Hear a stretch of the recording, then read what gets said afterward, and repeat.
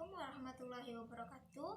Saya Ade Agustin, NIM 2030111002. Saya dari kelas PGMIA. Baiklah, pada kali ini saya perwakilan dari kelompok 1 akan membahas tentang hakikat paragraf. Yang pertama yaitu dari segi pengertian. Paragraf dapat diartikan dalam arti sederhana yaitu sebagai karangan mini, karena sesungguhnya karangan yang lazim terdapat dalam karangan atau tulisan. Sedangkan dari arti terperinci yaitu suatu bahasa tulisan dari beberapa kalimat-kalimat dalam paragraf yang harus disusun secara runtut dan sistematis sehingga dapat dijelaskan hubungan antara kalimat yang satu dengan kalimat yang lainnya.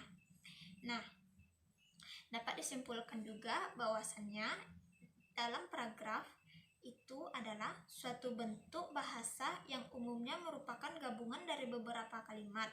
Namun dalam praktiknya kadang-kadang paragraf terdiri dari suatu kalimat. Selanjutnya yaitu tentang syarat-syarat paragraf. Dari Sri Haspari Wijayanti dalam bukunya yaitu Bahasa Indonesia Penulisan dan Penyajian Karya Ilmiah yang menambahkan 3 syarat untuk kalimat paragraf. Yang pertama, kelengkapan. Yang kedua, keberurutan. Dan yang ketiga, konsistensi sudut pandang. Selanjutnya, yaitu tentang unsur-unsur paragraf. Yang pertama, adanya gagasan pokok.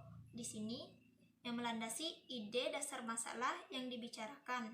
Yang kedua, kalimat topik yang mengandung gagasan pokok di dalam sebuah paragraf. Dan yang ketiga yaitu kalimat penjelas, kalimat yang menjelaskan atau yang dikembangkan dari gagasan pokok.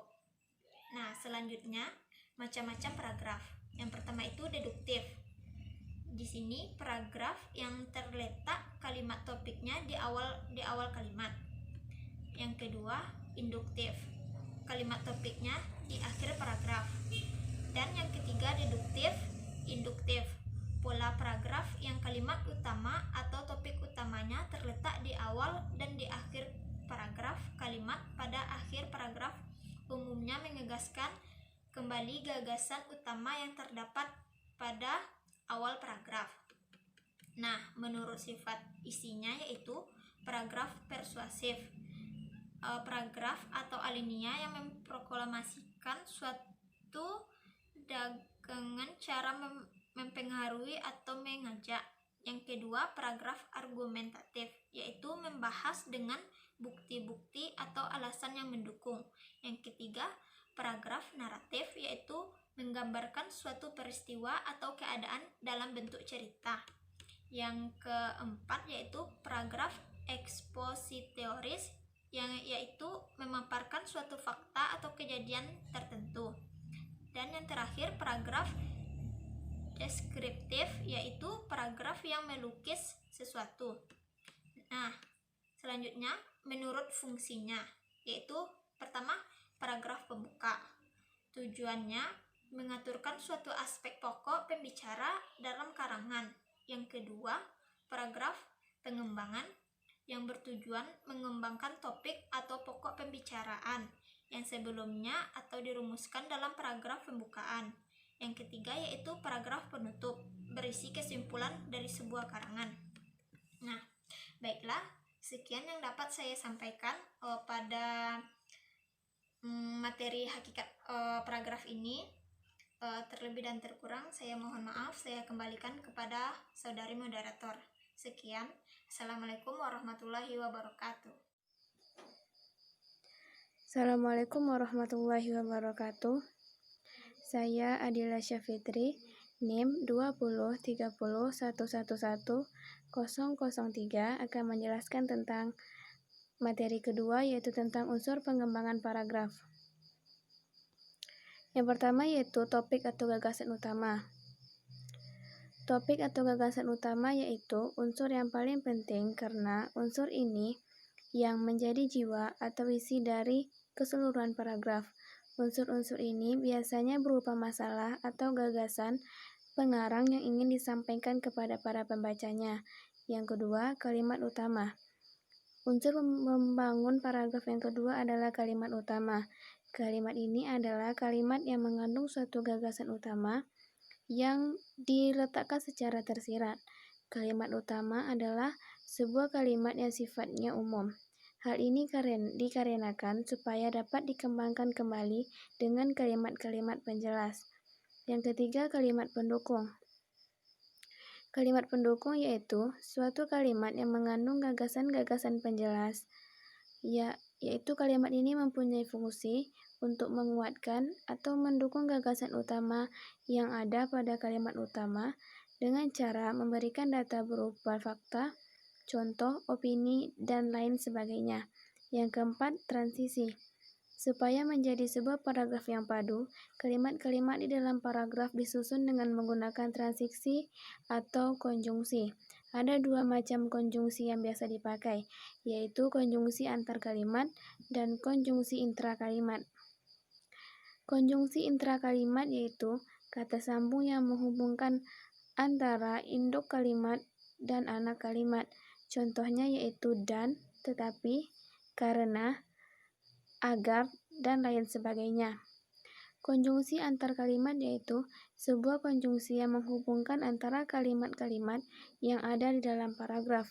Contohnya yaitu lagi pula, oleh karena itu, terlebih lagi, namun, di samping itu, dan lain-lain.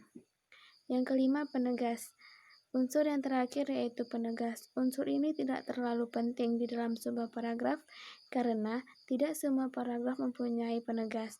Fungsi dari penegas ini yaitu untuk menambah daya tarik sebuah paragraf, menghindari kebosanan saat membacanya, dan sebagai penegas atau pengulangan daripada gagasan utama. Sekian yang dapat saya sampaikan. Terlebih dan terkurang mohon dimaafkan. Assalamualaikum warahmatullahi wabarakatuh. Assalamualaikum warahmatullahi wabarakatuh. Saya Ana Nurul Falah, NIM 2030111007 dari kelompok 1 akan menjelaskan mengenai jenis-jenis paragraf berdasarkan tujuannya. Yang pertama yaitu paragraf narasi. Pada jenis ini, paragraf akan berisikan sebuah rangkaian cerita yang tersusun secara runtut. Secara garis besar, narasi adalah menceritakan. Jadi, paragraf ini bertujuan setiap kalimat yang disampaikan bisa dibaca secara imajinatif oleh pembaca. Ciri-cirinya yaitu ada tokoh, ada latar, dan suasana. Yang kedua adalah paragraf deskripsi. Paragraf deskripsi adalah paragraf yang memiliki misi agar setiap pembaca bisa mengimajinasikan setiap gambaran dari suatu paragraf dengan nyata. Ciri-cirinya yaitu terdapat entitas yang dideskripsikan agar indera bisa terangsang. Yang ketiga adalah paragraf persuasi atau mengajak. Merupakan rangkaian kalimat yang bersifat menghimbau, mengajak, dan mempengaruhi pembaca agar mau melaksanakan apa yang ada di dalam paragraf. Ciri-cirinya yaitu terdapat ajakan untuk melaksanakan sesuatu. Yang keempat adalah paragraf argumentasi atau pendapat. Tujuan dari paragraf argumentasi ini adalah untuk menjabarkan fakta baik itu berupa informasi atau data serta opini agar pembaca dapat percaya dan yakin. Pada paragraf argumentasi ini akan ditampilkan berbagai pendapat dari penulis beserta dengan kesimpulannya. Sementara untuk ciri-ciri dari paragraf argumentasi ini adalah ada opini dan adanya alasan. Dan yang kelima adalah paragraf eksposisi atau menjelaskan. Jenis paragraf yang satu ini bertujuan untuk menambah cakrawala wawasan dari pembaca. Karena pada paragraf ini terdiri dari data, pengetahuan, gagasan, dan opini dari penulis.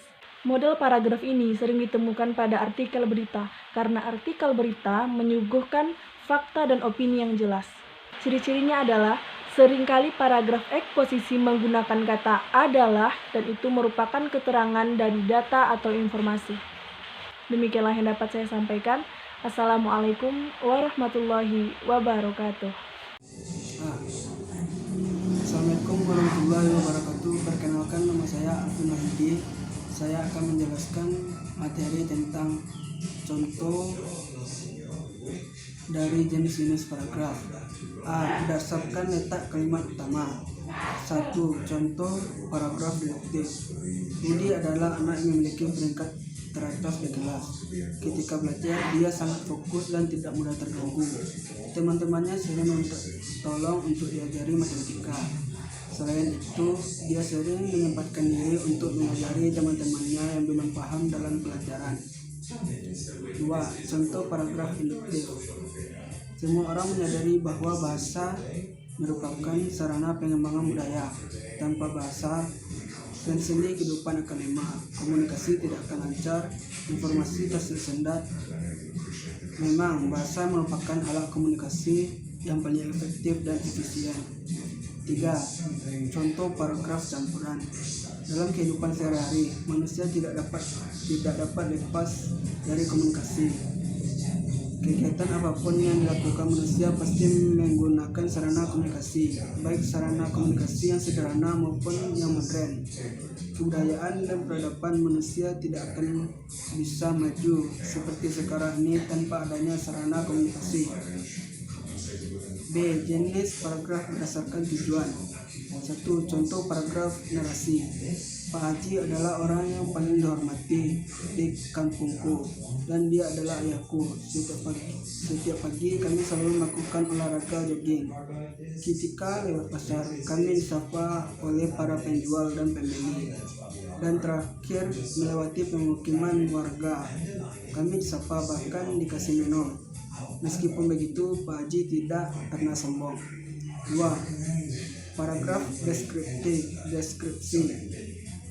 Kucing berada di pojok warung itu memiliki warna bulu hitam dengan variasi abu-abu.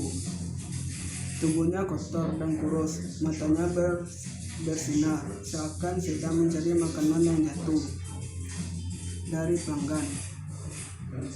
Bahkan tampak tubuhnya pun sangat lemas. 3. Contoh paragraf persuasi. Mari kita kembali jaga lingkungan kita dari berkembang biaknya nyamuk demam berdarah. Dengan selalu menjaga lingkungan tetap bersih dan melakukan 3P, yaitu pembuangan, pengurasan, dan penyemprotan, kita akan senantiasa terjaga dari penyakit tersebut. 4. Contoh paragraf argumentasi. Sebagian anak Indonesia belum dapat menikmati kebahagiaan masa kecilnya. Pernyataan demikian pernah dikemukakan oleh seorang pakar psikologi pendidikan Sukarton 1992 bahwa anak kecil di bawah umur 15 tahun sudah banyak dilibatkan untuk mencari nafkah oleh orang tuanya. 5. Contoh paragraf eksposisi. Ciplukan adalah tumbuhan semak yang biasa tumbuh di tanah-tanah kosong dan tidak terlalu becek dan hanya bisa ditemukan saat musim penghujan. Tumbuhan biasanya mempunyai tinggi antara 30 sampai 50. Batangnya berwarna hijau kekuning-kuningan. Buahnya berbentuk bulat dan berwarna kuning. Selain mempunyai rasa yang manis, ternyata ciplukan mempunyai beberapa khasiat paling penting untuk menyembuhkan beberapa penyakit. Sekian materi yang dapat saya jelaskan. Assalamualaikum warahmatullahi wabarakatuh.